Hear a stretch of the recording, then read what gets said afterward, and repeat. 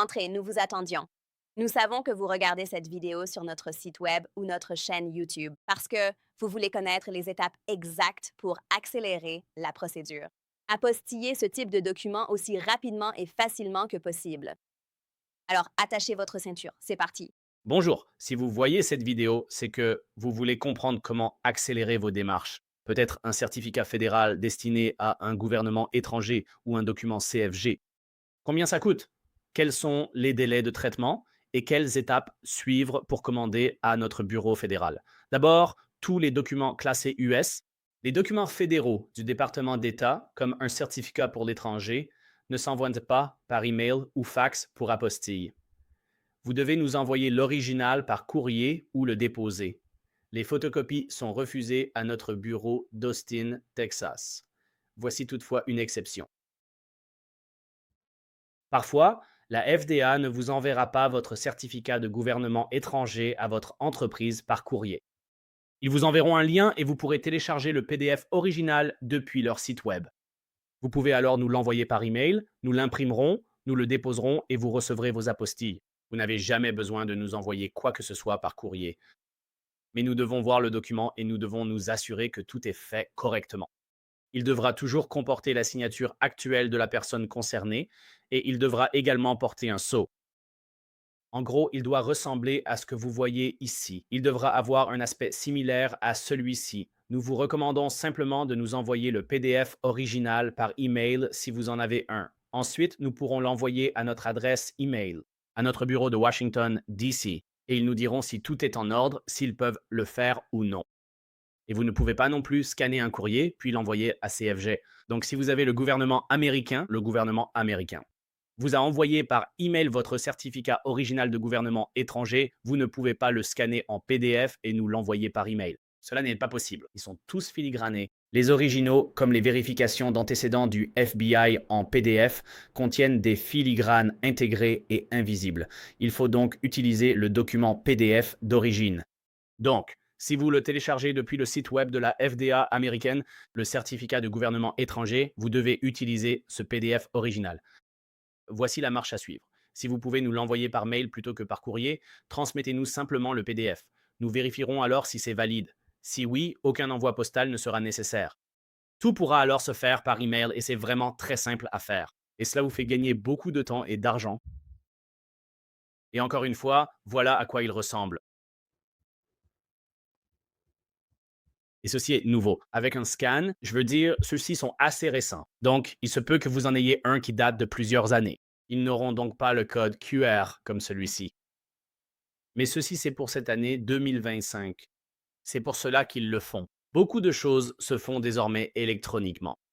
Donc, cela accélère le processus. Mais si vous aviez fait cela il y a 10 ans, c'est sûr qu'ils ne faisaient pas d'électronique. Auparavant, il fallait nous l'envoyer par courrier, mais ces 5 dernières années, surtout depuis le COVID, ils sont passés à l'électronique. Vous avez désormais environ 75% de chances de pouvoir simplement nous l'envoyer par email en PDF. Via le bouton Formulaire de commande en bas de page, remplissez le formulaire fédéral en ligne, imprimez-le, puis déposez-le ou envoyez-le nous avec un bordereau de retour FedEx ou UPS. Nous pourrons ainsi expédier vos documents partout dans le monde depuis Washington, D.C., car le seul endroit où l'on obtient une apostille fédérale est aux États-Unis. Au département d'État, qui se trouve à Washington, D.C., et si vous pouvez nous envoyer le PDF par email et qu'il l'accepte, alors vous nous l'enverrez par email et non par courrier ou en le déposant. Vous nous enverrez par email votre étiquette d'expédition retour prépayé ainsi qu'une copie PDF de notre formulaire de commande.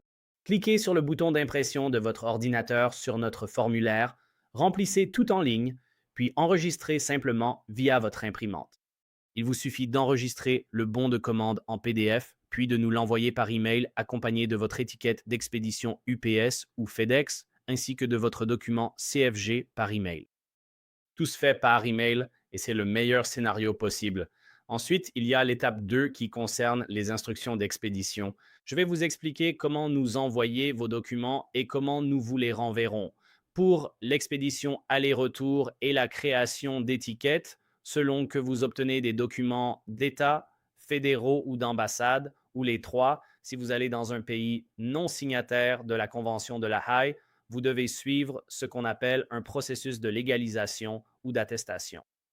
Et si c'est un document au niveau de l'État, par exemple un acte de naissance pour, disons, le Vietnam ou la Thaïlande, vous devrez d'abord le faire au niveau de l'État du Texas, puis aux États-Unis, au département d'État, puis à l'ambassade de ce pays.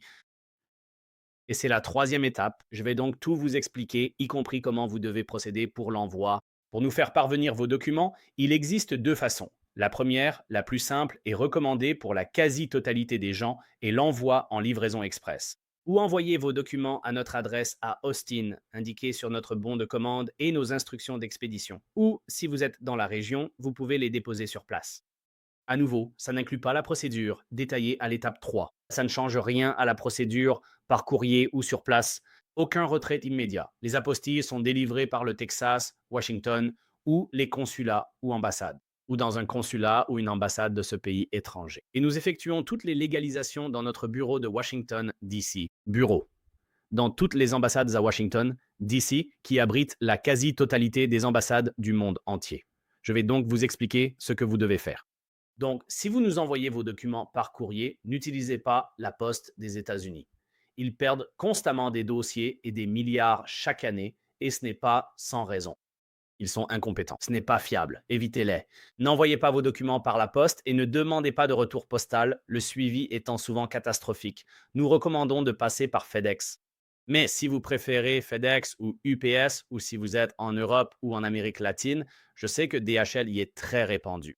Encore une fois, le plus fiable, celui que nous recommandons pour nos envois quotidiens, allant jusqu'à 10 000 documents pour des clients sur 6 continents, sauf l'Antarctique, c'est FedEx. Ils sont de loin les plus sûrs. Pour éviter tout dommage ou perte, ils sont les plus fiables et les plus abordables. Si vous utilisez des documents aux États-Unis, vraiment, et je vais vous donner un exemple, nous expédions à notre bureau de Washington, D.C. depuis Austin, au Texas. Donc, du centre du Texas jusqu'à l'autre bout du pays, aussi loin que possible, jusqu'à Washington, D.C. Cela nous coûte 10 et 95 cents pour envoyer un FedEx en 2 jours à notre bureau de D.C. Bureau. Avec UPS pour le même délai, ça fait plus de 40 $. Avec la poste, c'est plus de 20 $, soit environ 23 $. C'est plus du double. Donc, si vous envoyez des documents, FedEx est bien moins cher qu'UPS ou la poste d'ailleurs. Si vous le faites rapidement, en une nuit ou 2 jours, la plupart des gens ne réalisent pas que c'est uniquement si vous utilisez l'option FedEx One. Et notre vidéo sur nos pages d'expédition va expliquer cela. Je vais vous expliquer cela. Voici les liens à cliquer. Ce sera une longue vidéo, une autre de 15 à 20 minutes. Elle vous explique ce que FedEx ou UPS n'indiquent pas sur leur site. Nous avons des captures d'écran et une vidéo détaillant étape par étape comment créer une étiquette de retour prépayé sur fedex.com ou ups.com partout dans le monde. Où que vous soyez, créez en ligne une étiquette d'expédition prépayée. Imprimez-la pour nous l'expédier ou envoyez-nous simplement le PDF par email. C'est juste un PDF. N'envoyez pas d'étiquette d'expédition au format Word. Peu importe le format, il vous faut le PDF original que UPS ou FedEx fournissent lors de la création. Cliquez sur ces liens juste ici. Ils vous guideront avec une vidéo et des captures d'écran pour le faire où que vous soyez. Si vous envoyez à l'international, vous devez généralement remplir une facture ou un document de douane à remplir. Cliquez sur FedEx ou UPS, nous avons déjà un modèle pré-rempli pour vous à finaliser. Ensuite, signez, datez et complétez les infos nécessaires. C'est tout, c'est déjà fait pour vous. À nouveau, selon le pays, ce n'est pas obligatoire, mais on le fait quand même par précaution. C'est requis pour l'international lors d'un envoi de documents depuis les États-Unis vers un autre pays. Ainsi, le Mexique s'en moque. Mais vous pouvez quand même le faire. Mais il ne se préoccupe pas vraiment de FedEx. Mais dans la plupart des autres pays du monde, pour passer la douane, il vaut mieux avoir ce document. D'accord.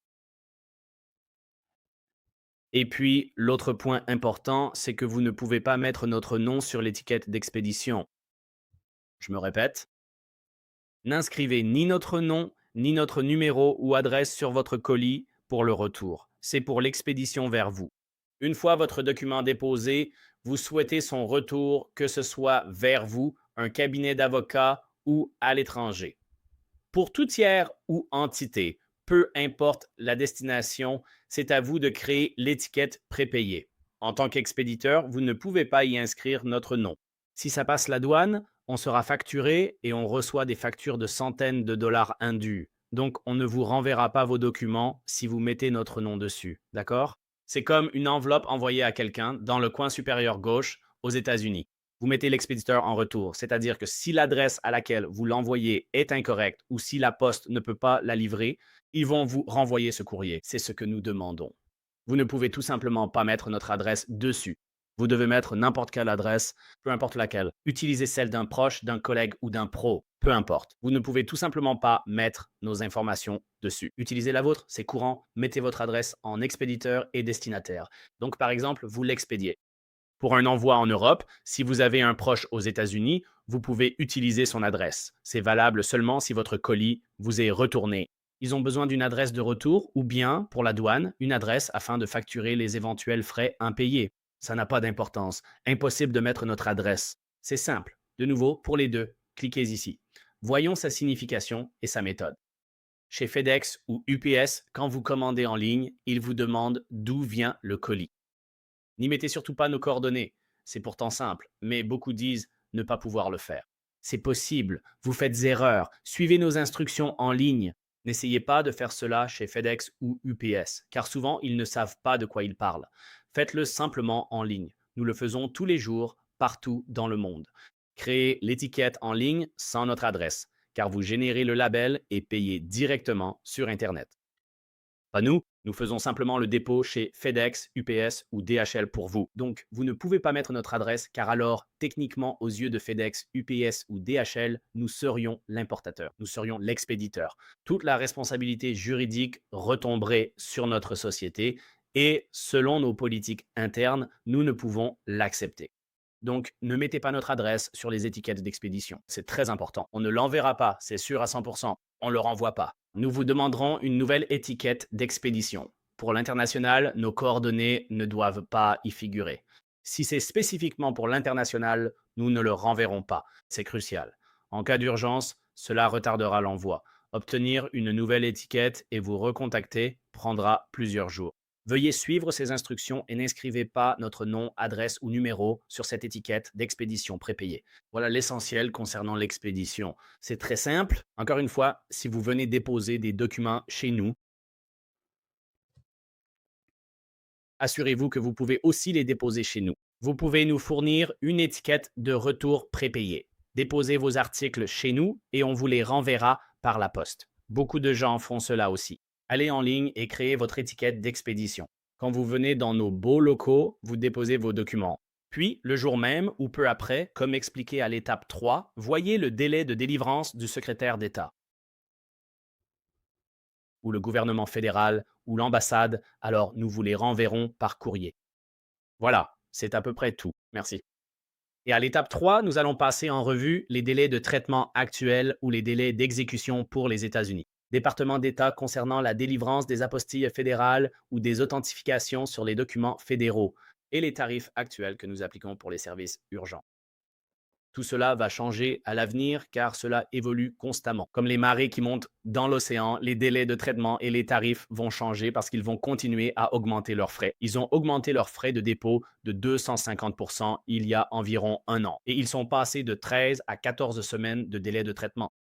Au plus fort du COVID, c'était 13 à 14 semaines, le pire que nous ayons jamais connu. Avant le COVID, le plus long que nous ayons jamais eu était environ 5 jours ouvrables. En général, c'était 3 à 4 jours ouvrables, et de temps en temps, cela prenait 5 jours ouvrables quand nous les déposions à la main. C'est passé à 13 ou 14 semaines. C'était le plus rapide que quiconque au monde ait pu faire. Une fois déposés chez eux, cela leur prenait tout ce temps. Donc, cela va changer. Donc, pour les documents fédéraux, à l'exception des antécédents du FBI qui se font sur une page différente, si vous commandez une vérification émise par un intermédiaire agréé, n'utilisez pas cette page. Descendez plutôt ici et cliquez sur l'apostille Vérification des antécédents du FBI et casier judiciaire. Tous les autres documents fédéraux seront sur cette page. C'est ici que vous ferez la démarche. Donc, pour les documents fédéraux, à une exception près, vous devez toujours nous envoyer vos documents originaux par courrier ou les déposer en personne. Donc, pour un certificat de naturalisation ou tout document de l'USPTO, soit l'Office des brevets et des marques. Donc, tout ce qui concerne les brevets ou les marques, tout document de l'EPA ou de la FDA. Sauf pour le certificat destiné à un gouvernement étranger, si vous avez une version électronique ou PDF dûment signée, vous pouvez nous les envoyer par email. Parfois, vous devez envoyer l'original par courrier, mais s'ils n'ont délivré qu'une version électronique au lieu du format papier, vous pouvez simplement nous l'envoyer par email et nous pourrons alors le déposer pour vous. Envoyez-le nous simplement par email pour vérification, puis nous le transmettrons à notre bureau de Washington, D.C. Et ils nous diront si tel quel ce PDF peut être accepté. Ou ils exigeront l'original envoyé par courrier pour que nous l'ayons. Souvent, chaque document fédéral doit être l'original que vous nous fournissez. Le département d'État des États-Unis n'accepte pas les photocopies, les scans, les emails ou quoi que ce soit de ce genre. Il faut que ce soit le document original qui a été délivré. À nouveau, nous sommes le 6 décembre 2025. Donc, pour la suite, suivez mes explications. Fiez-vous à l'écrit sur la page, pas à ce qui est dit ici, car tout évolue. Donc actuellement, comme je le disais, cela prenait 13 à 14 semaines, comme nous le voyons ici, pour qu'ils traitent la demande. Et ils sont restés fermés au grand public pendant 4 ans et demi. C'est pour cela que cela prenait autant de temps, parce qu'on ne pouvait pas s'y rendre physiquement. Et donc maintenant, depuis le 1er octobre 2024, ils ont rouvert. Ça fait donc un peu plus d'un an qu'ils ont rouvert. Ils ont instauré de nouvelles règles qu'ils n'avaient pas avant le COVID, ce qui ralentit le processus. Et ceci, ici, changera toujours. Quand vous verrez cette vidéo, il ne sera pas écrit décembre 2025, mais le mois et l'année actuelle. Le mois prochain, dans 25 jours, on lira janvier 2026, pas le 25 décembre. Ceci, ici, va toujours changer chaque mois. Notre système se met à jour et nous allons le mettre à jour. Y a-t-il des changements concernant les délais de traitement? Mise à jour automatique. Plus besoin de nous contacter par mail ou appel pour les délais de traitement. Ce sera toujours indiqué ici pour vous. Vous n'avez plus à chercher des réponses. Une nouvelle règle est en vigueur. Il n'avait jamais eu cela avant le COVID. Chaque entreprise et chaque personne ne peut soumettre que 15 documents par jour.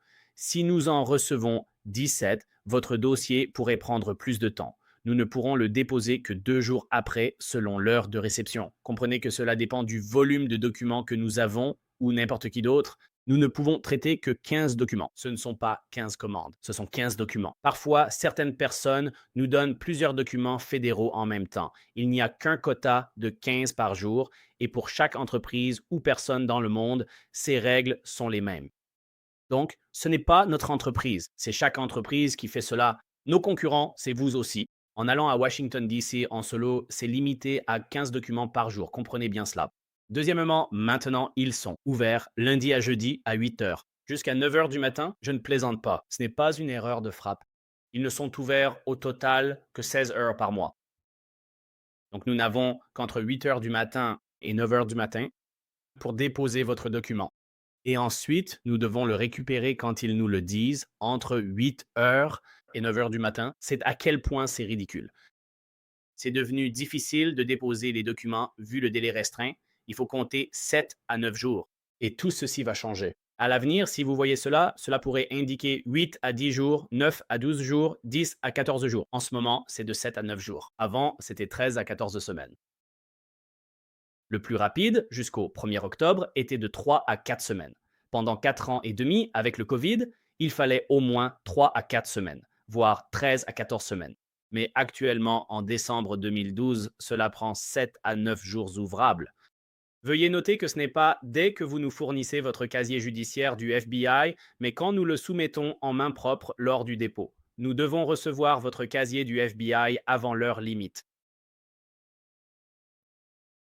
Avant 3 heures, généralement dans la journée, comptez 2 à 3 jours de transport vers notre bureau d'Austin par courrier ou en main propre, puis 2 jours de traitement. Nous les envoyons par FedEx à nos frais à notre bureau de Washington, D.C. Donc, si nous recevons vos documents avant midi ce jour-là, nous les expédierons le jour même. Si nous les recevons après-midi, ils ne seront envoyés que le lendemain. Donc, juste pour que vous le sachiez, c'est le délai de traitement. L'autre question souvent posée et restée sans réponse concerne les États-Unis. C'est crucial. Le département d'État américain ne nous donne ni à nous ni à personne aucune mise à jour de quelque nature que ce soit une fois que nous leur avons remis vos documents en personne. Nous ne pouvons donc pas vous donner de suivi de commande. Alors, assurez-vous, en nous soumettant vos documents, de ne vous fier qu'à ces informations ici présentes. Aucune mise à jour ne nous sera donnée, donc une fois que nous avons déposé le dossier,